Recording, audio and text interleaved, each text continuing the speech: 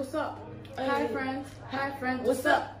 Hi friends, what's up? Hi friends, what's up everybody? Hi friends, so today I'm going to be making my absolute favorite immune booster tea. The key ingredients here are ginger and avocado. I started by peeling, cutting and washing some ginger, which I have added into my blender. Then I peeled the skin off a lemon and added that in. Get some mint leaves, rinse it and add that also into your blender. Blend till it's smooth. Then I cut an avocado in half, removed the seed, and then peel the skin off the seed. Then cut it into 4 pieces. Get a pot out and add in the avocado seeds along with the blended ginger.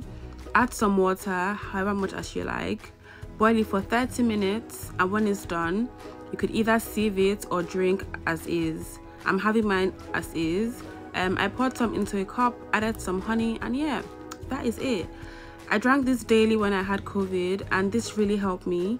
You want to be drinking this regularly to boost your immune system this flu and COVID season. We'll be dropping more videos soon on what to drink to boost your immune system. Stay safe and stay blessed.